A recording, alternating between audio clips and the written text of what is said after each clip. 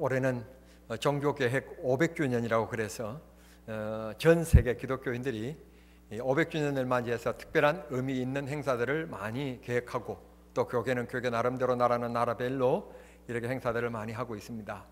종교개혁 500주년이라고 하는 말의 기준은 어디에서부터 시작되는가 하면 지금으로부터 500년 전으로 거슬러 올라가면 1517년이 됩니다. 1517년 10월 마지막 날에 독일의 당시의 신부였던 마틴 루터라고 하는 사람이 자기가 섬기고 있고 자기가 교수로 있는 이 비텐베르크 이 대학 안에 그 성당 정문에다가 천주교에 대한 95개 반박문을 이제 게재하게 되어집니다. 이게 불쏘시개가 되어서 유럽의 종교 개혁이 일어납니다. 영적인 소경이었던 그들이 영적인 눈을 뜨게 됩니다. 지금까지 성경은 성직자들의 소유물이었습니다. 일반 성도들이 성경을 가져도 안 되었습니다. 가져도 안 됐지만 성경을 가져도 성경을 읽을 수가 없었습니다. 왜냐하면 신부가 되기 위해서 수도원에 들어가서 특별한 은혜를 공부하는데 바로 그 은혜가 라틴어입니다. 당시의 성경은 라틴어로만 되어 있던 성경이었기 때문에 일반 평민들은 라틴어를 모르기 때문에 성경을 읽을 수가 없었던 것입니다.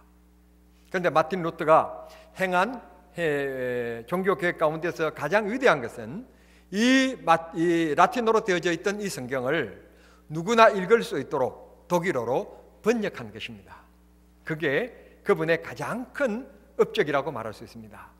전에는 이렇게 여러분들처럼 주일날 이렇게 예배 오시면 신부가 무슨 말을 하는지, 교황이 무슨 말을 하는지 교황청에서 시달되어진 교리를 그냥 신부가 그냥 이렇게 얘기하는 것이 그게 하나님의 말씀인 줄 믿고 돌아갔습니다.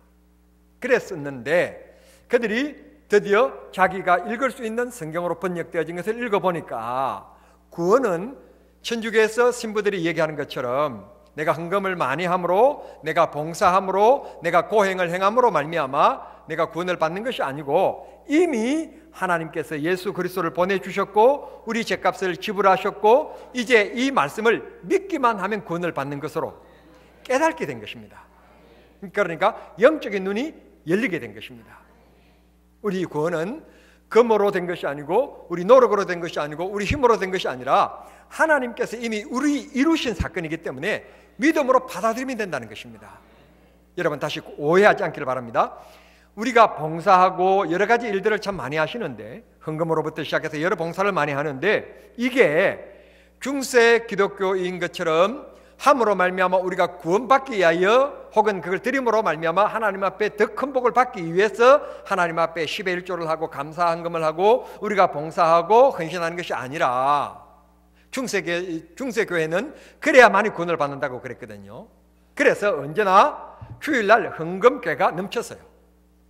헌금 드리는 이 헌금괴 있지 않습니까? 여러분 오시면서 헌금괴다 헌금하셨죠, 그죠? 이 헌금괴가 항상 은전과 금전으로 넘쳤어요.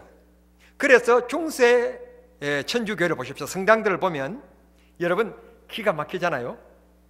돌로 지었는데 너무 어마어마하지 않습니까? 별로 감동이 안 되십니까? 남의 거라고? 너무 어마어마하잖아요. 특별히 그 종탑을 쌓아 올린 그 기술을 한번 보십시오. 그게 이제 어떤 문화의 어떤 양식들이라고 얘기하는데 좌우간 너무 우리가 참 엄청난 모습을 봅니다. 여러분 밀레노에 가면, 로마의 밀레노에 가면 북쪽이고 상업도시인데 로마의 제2의 도시라고 불려지는 그곳입니다. 가보면 성당을 몇 년 동안 지었는가 하면 400년 동안 지은 성당이 있습니다. 그 성당의 모습을 바라보면 어떻게 사람의 손으로 저렇게 지을 수가 있었을까? 오늘날에는 그래도 이런 기계가 발달해서 기중기를 타고 사람이 작업을 했겠는데 그 당시에는 그런 것도 없었잖아요. 없을 시대에 어떻게 저런 기술로 저렇게 만들었을까? 오늘날에는 기계가 있으니까 기계로 그냥 돌을 다 깎아서 그냥 올려놓으면 되지만 그때 당시에는 그런 것도 아니고 다 정으로 하나하나 이렇게 정성스럽게 또 손으로 밀어서 깎아서 그렇게 만든 시대였는데 그 교회를 몇 년 동안 지었는가 하면 400년 동안 지었다는 거예요. 그런데 여러분들은 그 성당을 400년 동안 지었다는 것에 와 하고 놀랐는지는 모르지만 저는 뭐 때문에 놀랐는가 하면 돈이 얼마일까? 얼마나 많은 돈이 들어갔을까? 그때 당시는 못 사는 사람들은 너무 못 살았어요. 한 끼의 밥도 못 먹고 살아가는 사람들이 대부분이었었어요. 그런데 그때 당시 그 사람들은 먹지 못하면서 그래야만이 구원을 받는다고 그러니까 하나님 앞에 가서 바쳤던 거예요. 그래서 넘치게 된 거예요. 그런 성당을 짓다가 또 자금이 모자라면 또 펜벌을 쓰는데 뭐 어떤 펜벌을 쓰는가 하면 성직을 돈을 주고 팔았습니다. 신학 공부를 전 코스를 통해서 시험을 치르고 인격적인 것을 시간을 통해서 교양을 하고 쌓아서 그렇게 목사가 되는 것이 아니라 돈이 많으면 하루아침에 돈을 주고 당신은 신부요, 당신은 뭐요, 당신은 교회 세리장이요, 이렇게 그냥 돈을 주고 관리장이요 그러면서 돈을 주고 성직을 팔았단 말씀이에요. 그러니까 옛날이나 지금이나 동일한 것이 있는데 뭔가 하면 뭐가 있으면 큰 소리 쳐요? 예, 공부를요 학교 다닐 때 너무 못해도 지금요 좋은 남자 만나가지고 좋은 차 타고 동창회 가면 이거예요. 우리 학교 다닐 때 코를 질질 흘리고 손으로 확 밀어서 뺀질뺀질하고, 그때는 우리가 책가방도 없고 책 복다리 있으니까 약한 애에게는 언제나 그 책 복다리는요 학교에서 돌아올 때는 우리 집 앞까지 누가 갖다 줘야 되는가 하면 그 친구가 갖다 줬어요. 힘이 약한 친구. 그런데 그가 아버지를 잘 만나서 그리고 그 돈으로 가서 사업을 잘 해서 지금은 너무 좋은 차를 타고 동창에 나타난 거예요. 나는 봉고 타고 갔는데 그 친구는 최고의 차를 타고 온 거예요. 외제 차인데 우리나라 몇 대 없는 차를 타고 온 거예요. 그러면 야, 너 김 사장 그렇게 안 돼요. 우와. 그때부터 우와 한 다음에는 말문이 딱 닫혀버려요. 예나 지금이나 강력한 힘이 있는데 그게 바로 뭔가 하면 돈이에요. 그래서 이 돈을 가지고 있는 사람들은 어디에 가도 돈을 주고 성직을 받고 혹은 교회 안에 직계에 어떤 직분을 얻어서 큰 소리를 치고 근의를 부리는 사람이 되었었습니다. 오늘 한국교회가 만약에 장로를 세우는데 장로는 5천만 원을 내야 된다. 뭐 근사가 되려면은 뭐 4천만 원을 내야 된다라고 하는 조건을 건다면 여전히 기독교가 현하지 못한 종교개혁 이전의 기독교라고 얘기할 수밖에 없습니다. 돈이 많으니까 아멘 안 하시죠? 여러분, 우리가 다시 정신을 차려야 될 것은, 그러면 왜 목사님이 끊임없이 우리에게 헌신과 봉사를 우리에게 요구하시느냐?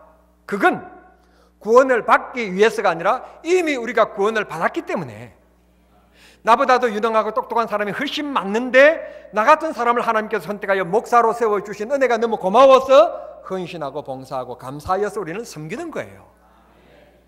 그래서 구원을 받는 것이 아니라 이미 우리는 구원을 받은 사람이 받았기 때문에 그런 은혜가 감사해서 베풀고 도와주고 섬기는 삶을 사는 겁니다. 그래서 생각, 의식의 차이입니다. 즉 하나님이 우선이냐 내 행위가 우선이냐라고 하는 차이인데 하나님이 우선인 것입니다. 하나님이 이루셨습니다. 오늘 성경 본문은 이렇게 갑니다. 우리의 영생, 우리의 구원은 항상 있고 살아있는 하나님의 말씀으로 된 것이다. 하나님의 말씀이 너는 죄인이고 죄인이지만 내가 너를 선택했고 불렀고 너 의지가 아니라 내가 내 영을 부어주었기 때문에 너는 나를 구주라고 고백하게 되었고 지금 아버지라고 부르게 되었고 하나님 앞에 찬송하게 되었고 믿음으로 살게 되었다. 그렇게 말씀해 주시는 것입니다. 종교개혁 500주년. 그런데 마틴 루터가 종교개혁 500주년이라고 그러지만 저는 좀 특이하게 의의를 제기할 것이 있는데 뭔가 하면 종교개혁자, 다시 말씀드린 마틴 루터가 1517년에 했던 종교개혁 이전에도 종교개혁자들이 너무 많이 계셨어요. 너무 많이 계셨는데 그 계신 분 중에서 마틴 루터가 1517년이었지만 1400년대에 1415년에 체코라고 하는 나라, 이 체코 프라하가 참 예쁜 곳이랍니다. 제가 아직까지 못 가봤는데 한번 죽기 전에 가봐야 될 10곳이 있는데 10곳 중에 한 곳이 없는가 하면 체코 프라하라고 얘기합니다. 꼭 한번 다녀오셔서 제가 안 가본 나를 앉혀놓고 저는 벙어리 만들어 놓고 꼭 저한테 재미있게 꼭 들려주시길 바랍니다. 아멘. 누가 하셨습니까? 같이 가십시다. 같이 가면 좋을 텐데 꼭 나를 빠뜨리고 그렇게 좌우간 그렇게 사람이 세상 떠나기 전에 꼭 가봐야 될 곳 10곳 중에 하나가 이게 체코 프라하라고 얘기합니다. 자, 화면을 잠깐 볼게요. 이 프라하에 가면 동상 하나가 서 있는데요. 이 동상이 프라하 이 광장입니다. 광장인데 이 광장 속에 큰 동상 하나가 써 있습니다. 이 서 있는 이 동상이 누구의 동상인가 하면 얀 후스라고 하는 사람의 동상입니다. 마틴 루터가 1517년이었는데 이분은 1415년에 종교개혁에 발언을 한 사람입니다. 그러면 마틴 루터는 단순히 신부로서 수도원에 가서 일했던 사람이지만 얀 후스라고 하는 사람은 어떤 사람인가 하면 최고의 대학을 나와서 물론 이제 어렸을 때 아버지가 상떠납니다. 어렸을 때 아버지가 떠나니까 지금처럼 이렇게 우리가 할 수 있는 경제 활동이 많지 않잖아요. 아버지가 상을 떠나니까 어머니가 나가서 특별히 해야 될 일도 없고 자기도 특별히 할 일이 없는 거예요. 그러니까 너무 가난한 속에 살았어요. 그런데 하나님께서 이 후스에게 지혜를 주셨습니다.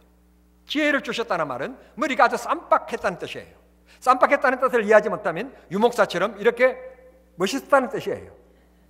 웃으시면 조금 이해가 갔다는 말이에요. 이렇게 머리가 참 똑똑했던 사람인가 봐요. 그래서 그가 학교에 들어갔는데 얼마나 공부를 잘하는지 여러분 장학금이라는 걸 아십니까? 전혀 장학금하고 관계가 없이 살아오신 분도 계시는지 모르겠는데 너무너무 공부를 잘하니까 학교 장학금을 받고 대학까지 졸업을 합니다.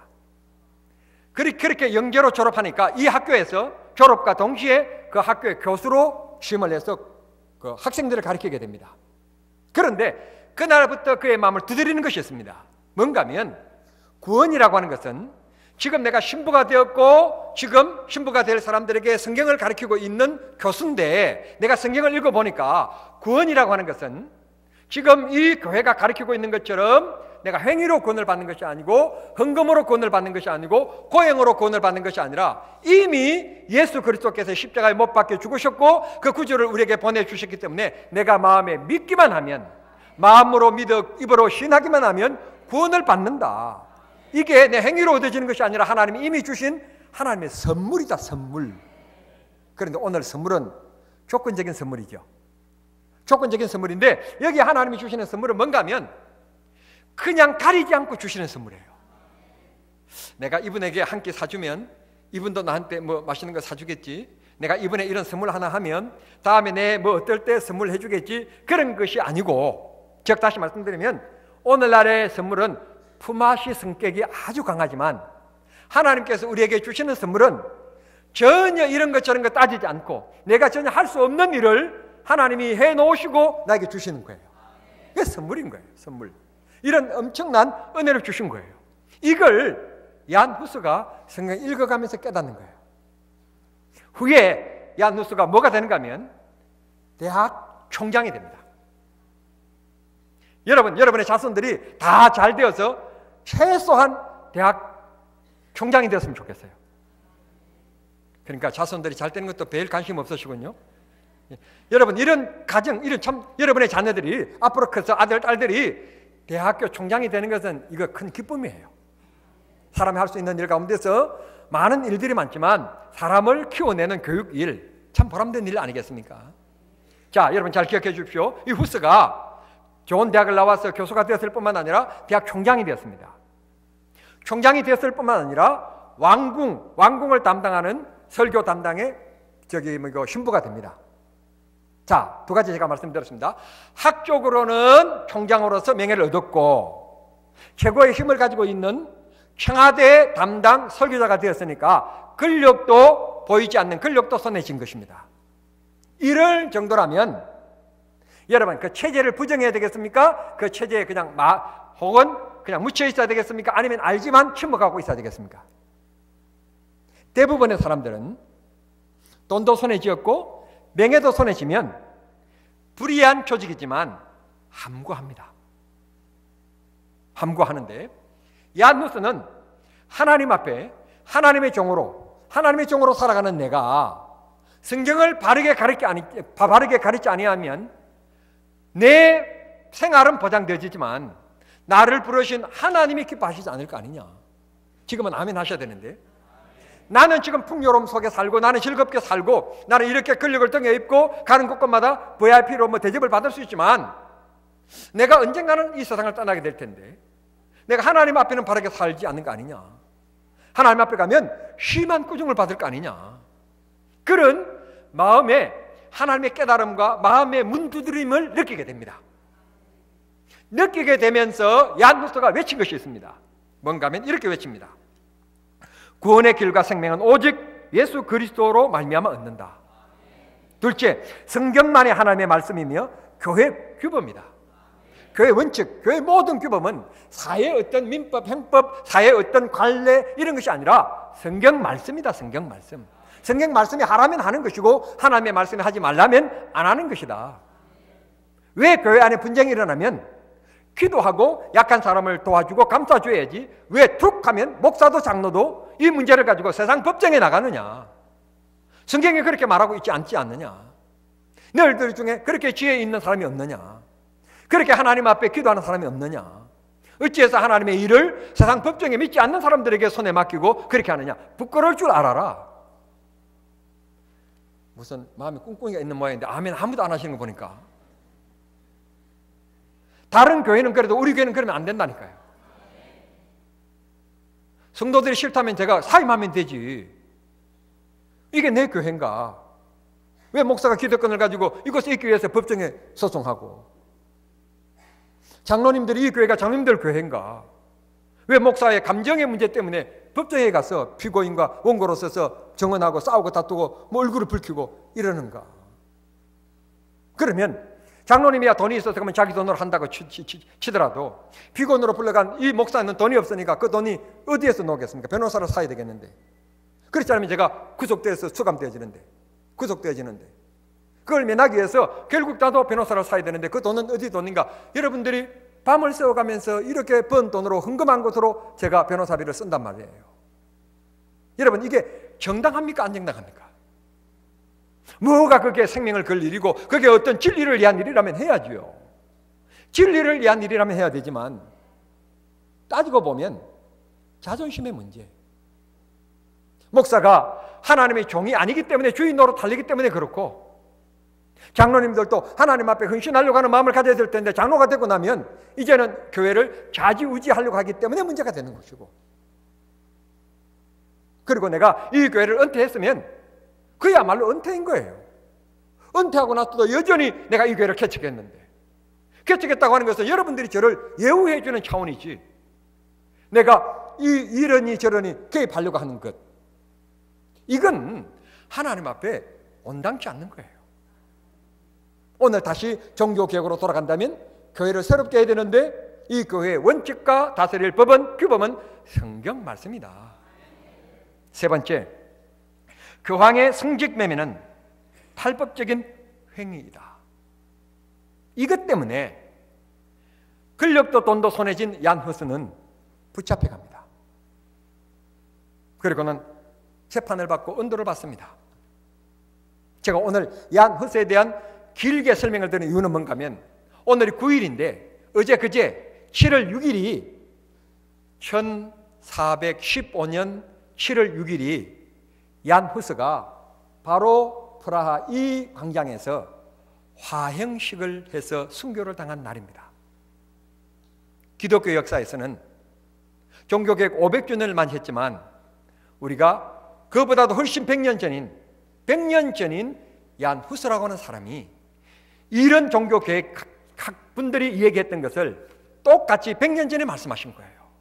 우리는 마틴 루터를 기억하는 것은 당연한 일이지만 마틴 루터보다도 더 기억해 둬야 될 사람은 명예도 권력도 다 보장되진 이 얀 후스가 모든 것을 다 버리고 하나님의 말씀이 아닌 것은 아니라고 외쳤던 이분의 위대한 믿음을 오늘 우리 다시 한 번 더 기억하자는 것입니다.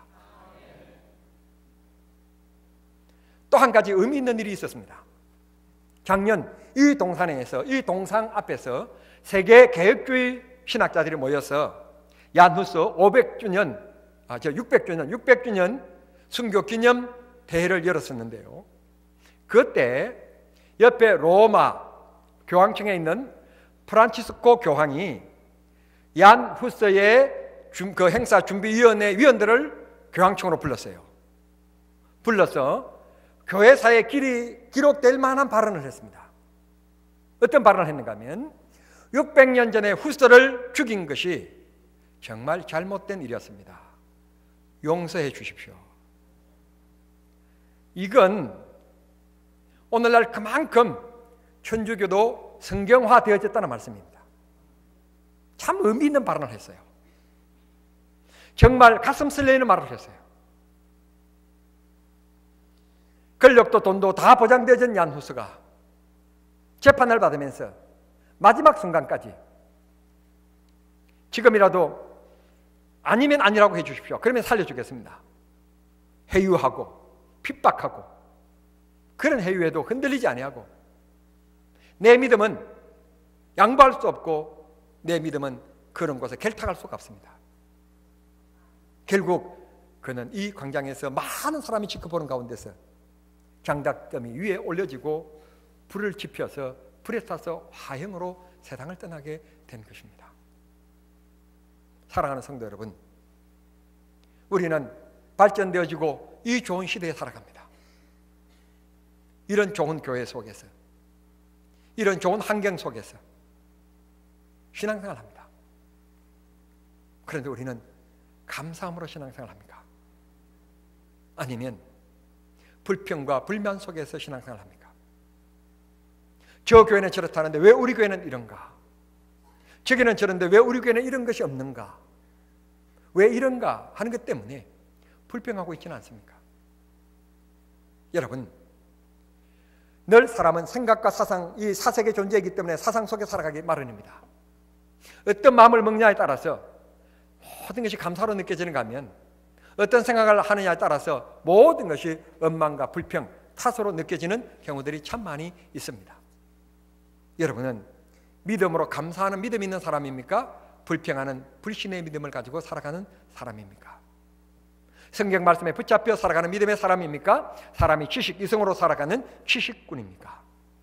한번 깊이 생각해 보면서 우리 모두 하나님 앞에 아름다운 헌신자로서 남을 나보다 낮게 여기며 겸손하게 살아가는 저와 여러분이 될 때 오늘 이 시대의 종교 500주년 아니 얀 후서로부터 시작한다면 종교개혁 600년 후에 살아가는 우리들이 바로 이 시대의 계획자로 살아가야 될 바로 이유인 것입니다. 정말 다른 교회는 우리가 쳐다볼 것 없습니다. 청남중앙교회를 하나님 앞에 어떤 교회로 세워갈 것인가? 어떤 교회로 만들어갈 것인가? 세속에 물들지 않도록 은혜되지 않는 말은 어떤 교회가 어떻다 하는 말은 할 필요가 없어요. 은혜되는 얘기는 자꾸 해요. 그 교회 가니까 그렇게 기도를 열심히 하고 그 교회 가니까 목사님도 그렇게 걸레를 들고 그 다음에 빗자루를 들고 쓰레기바퀴를 들고 그렇게 일하고 나는 그분이 교회 사찰인 줄 알았다고. 성도들이 와서 예배할 이곳 하나님 예배 받으실 이 예배당을 청소하는데 무슨 목사가 있고 무슨 장로의 신분을 따집니까? 하나님 앞에 봉사할 수 있으면 감사한 것이고 특별히 나는 하나님의 종이라고 그러는데 종의 자세는 항상 섬기는 거지 왜 주인의식을 가지고 내가 대접받아야 된다는 생각을 가지고 살아갑니까? 그건 이 시대에 철저히 버려야 될 일들인 것입니다.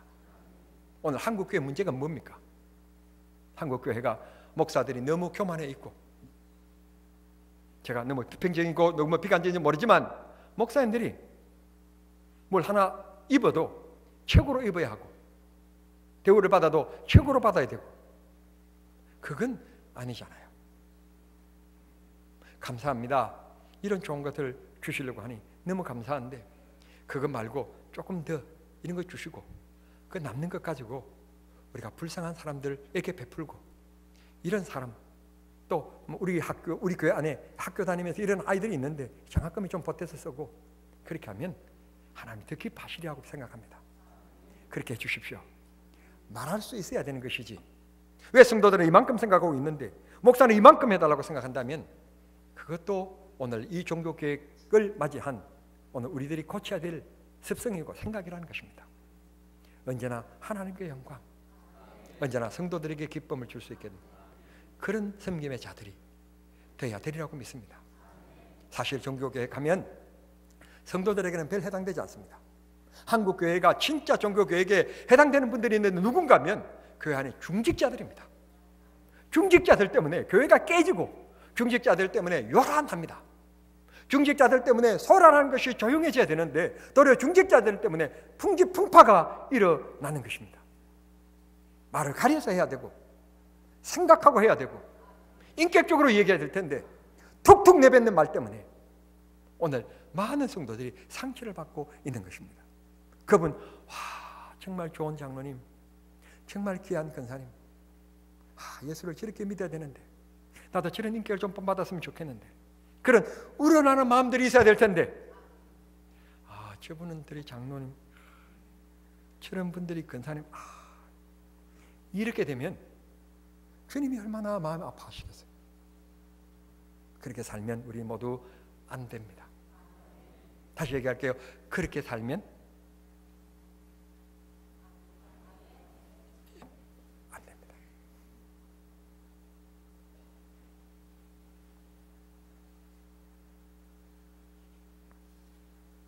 우리 은혜는 돈으로 얻은 것도 아니고 내 노력으로 얻은 것도 아니고 내 지식으로 얻은 것도 아니고 하나님이 이미 이루신 것으로 하나님께서 우리를 부르셨고 부르신 것을 깨닫게 하심으로 은혜로 얻은 것들입니다. 그 은혜가 너무 크기 때문에 하나님 앞에 내주신 영양대로 섬기고 베풀고 도와주고 그렇게 살아가는 것입니다. 말씀을 맺겠습니다. 사랑하는 성도 여러분, 우리 모두 구원은 하나님께서 우리에게 주신 선물임을 꼭 기억하고 그 받은 자로서 약한 자를 바라보고 불쌍한 자를 바라볼 때 내가 할 수 있는 일이 있다면 내가 최선을 다하여 그 선을 베풀며 살아가고 또 어떤 사람을 만나면 내가 뭐 지배하고 내가 아는 척하고 더 얘기를 많이 하려고 하지 말고 그 사람의 얘기를 깊이 귀담아 들어주고 그 사람의 인격을 높여주고 인정해주고 진리가 아닌 이상 예수 그리스도가 아니고 뭐 이만희를 따라야만이 구원을 받는다. 진리의 문제라면 우리가 헬기 부르고 말을 더 많이 해야 되지만 진리가 아닌 이상 상대방을 더 배려해주고 높여주고 인격적으로 들어주면서 높여주고 그게 예수를 따라가는 예수 제자의 모습인 것입니다. 우리 모두 그런 거룩한 모습으로 하나님을 기쁘시게 하는 믿음의 성도님들이 다 되실 수 있게 되기를 우리 주님 이름으로 축복합니다. 기도하겠습니다. 하나님 아버지, 올해는 종교개혁 500주년이라고 해서 전 세계 교회가 흥분한 가운데 있습니다. 오늘은 특별히 종교개혁자 후스라고 하는 사람을 생각해 보면서 그는 모든 것을 다 가졌지만 믿음을 위해서 하나님 말씀을 위해서 하나님 모든 것을 버린 사람이었습니다. 우리도 예수를 따르는 데 있어서 세상 쾌락과 세상 친구들 물들지 않게 하시고 버릴 줄 아는 믿음을 우리에게 허락해 주시기를 기도합니다. 내가 곧 예수의 모습인 것을 기억하고 내가 예수를 잘 믿으면 예수님께서 영광 받으시게 되지만 내가 예수 믿는다고 하면서도 내가 바르게 예수님을 따르지 못하면 나 때문에 주님이 욕듣게 되어지고 주님 마음 아프게 해드리는 일들이 됨을 기억하면서 우리는 각자 각자의 자리에서 정말 그리스도인으로서 최선을 다하여 살아가는 우리 모두가 되게 하여 주시기를 기도합니다. 주님이 명하셨던 것처럼 우리가 세상에 빛이 되고 소금이 되는 그런 적극적인 그리스도인들이 되게 하여 주시옵소서. 오늘 이 시대에 제2의 얀 후스와 같은 정신을 가지고 아름답게 세상을 살아가 주님을 기쁘시게 하는 귀한 믿음의 그장들이 되게 해 주시옵소서. 예수님의 이름으로 기도하옵나이다. 아멘.